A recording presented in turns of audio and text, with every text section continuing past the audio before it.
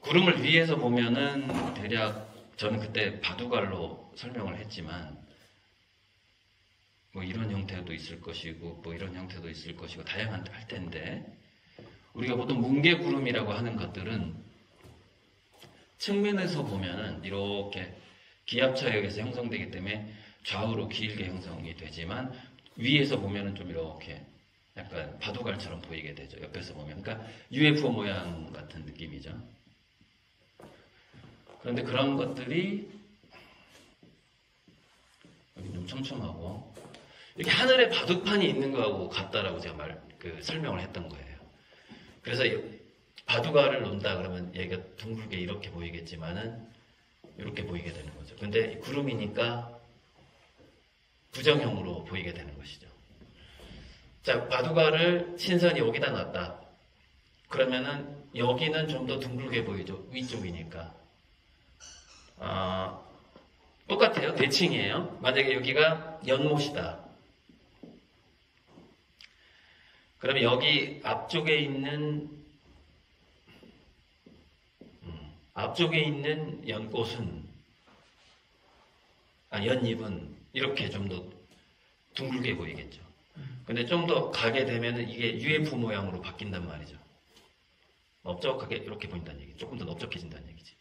더 뒤로 가면은 이런 모양이 되겠죠. 더 뒤로 가면 더 작아 보이고 이렇게 될 것이고, 그죠? 이렇게 연잎의 모양이 이렇게 바뀌어간단 말이죠. 마치 바둑판에 있는 바둑돌처럼 연못일 경우에 구름도 마찬가지라는 얘기예요. 물론 굉장히 상당히 비정형이라는 차이가 있을 뿐이에요. 우리가 풍경화를 그릴 때. 그래서 의도적으로 우리가 원근감을 더 주려면 뭐 희한하게 이럴 수가 있어요. 여기 있는 구름은 작은데 여기 있는 구름이 막 이렇게 클 수도 있어요. 풍경화를 그리다 보면. 근데 그렇다고 해서 그걸 그대로 똑같이 그리는 것보다는 중간쯤에 있는 구름은 한 이만큼 그리고 가까이 있는 구름은 좀 더 크게 그려주면 이게 연잎처럼 이렇게 원근감이 더 있게 되는 것이죠. 그렇게 좀 효과를 주는 원근법을 안다라는 것은 효과를 주는 거죠.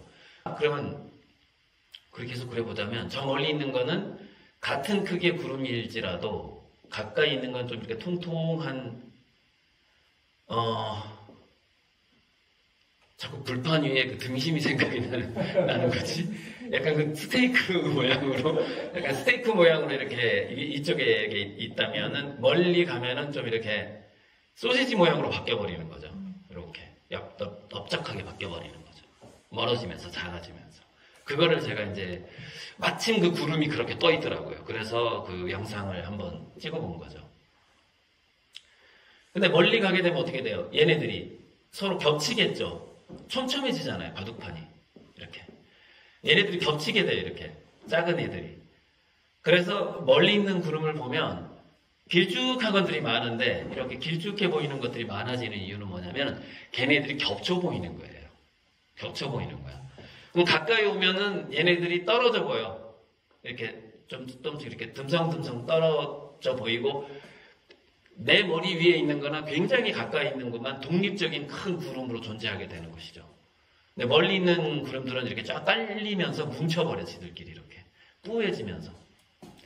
그래서 우리가 풍경화를 그릴 때 구름을 그리게 되면 대충 이런 원근법을 갖게 되고, 연못에 있는, 요즘에 르누아르 연꽃이 있는 이건희 컬렉션 중에 르누아르 그림, 아니, 모네 그림이다, 모네. 수련.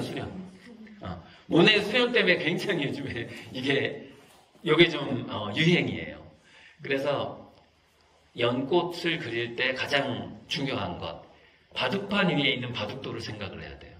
그래서 멀어지면서 둥근 게 점점 UFO 모양으로 바뀌어가는 요거를 아주 잘 해줘야 돼요. 연꽃을 그릴 때.